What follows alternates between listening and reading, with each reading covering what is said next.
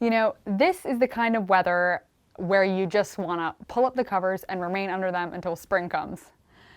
I'm almost envious about the peasants I read about in Russia, the turn of the 20th century. As soon as the first snow fell, these people would curl up around the stove and go to sleep, and they'd only get up once a day and eat a piece of hard bread and keep the fire going, and they'd stay there until the grass started growing again. So they basically like hibernated. Unfortunately, that's not really an option for me, so I'm going to answer a couple more questions that popped up in the comments over the last couple of weeks. The first one is, one thing I'm curious about, if you'd please clarify, where does the Word of God come into daily life? I've heard you speak specifically of Jesus' teachings, but what place does the entire Bible have? Do you have ministers, Bible studies, etc.? It's a good question. Well, I hope the Word of God comes into daily life beyond just reading the Bible. It should be in our hearts and guiding our thoughts and actions.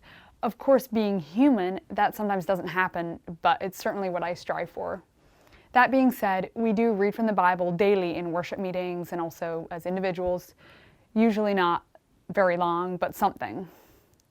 The folks who are asked to take on pastoral responsibility will sometimes hold meetings, sometimes other people will.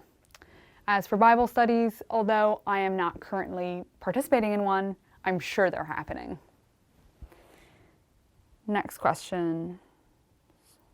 Is college an option for young people in Bruderhof community, or is there no real need for a young person to have higher education?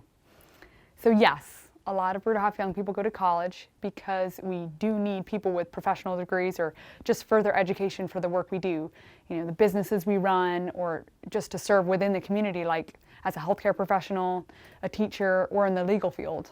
You know, those are just a couple examples. As I said in an earlier video, I also went to college for a while. So that said, we all try to help the community however we are needed. So what you study isn't necessarily going to be what you end up doing. One of Chris's former co-teachers at the high school is a medical doctor, but he was more needed for teaching biology and chemistry than he was working in family practice. And his classes apparently were super popular because he had so many real-life experiences to draw on. What I think is so special, though, is no matter how smart you are or aren't, at the end of the day, we're all the same. We meet together, we share meals, and share our lives as equals. Okay, next question. What do you feel is your purpose here? Whoa, getting kind of deep here. It's been a while since I stayed up late having deep conversations in a college dorm. Like now, I kind of like to just get an early night. But funnily enough, the other day, I had a conversation with Chris's grandfather, Milton, who is a medical doctor, and he was telling me about an anatomy class he had in college, and the students kept asking the professor, what is the purpose of this or that? And the professor's response was, don't ask what the purpose is, rather, what's the function? Because only God knows what the purpose is of everything in creation. And obviously he went to medical school in a very different time from now. But very simply, my purpose here is to follow Jesus as best I can. I think that if I stay faithful to that through all the trials and temptations and challenges of life in this world, that will be enough. You mentioned your wedding and talking to your pastor. What is the religious structure of the Bruderhof?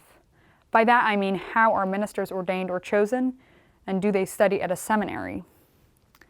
We choose people from among us to take on pastoral leadership. They're entrusted with the task of taking care of the spiritual well-being of the members, which means being able to listen to them, first of all, but then also teach or instruct. The most important thing for a pastor is that there's a relationship of trust between them and the other members. So formal training doesn't really play into it, and it might even be a hindrance. Like other Anabaptists, we believe that we all stand equally before God, and the responsibility that's put on the pastor is just an intensification of the responsibility that all of us have as believers. So the last question for today is, could a senior citizen actually fit into an established community? Would that be fair to a community knowing my good years have passed? For me personally, I can't imagine community life without older people because I think it gives a very necessary balance, and we as younger ones have so much to learn from the older generation's experiences. And also, who's to say that your good years have passed? Maybe your greatest years are yet to come.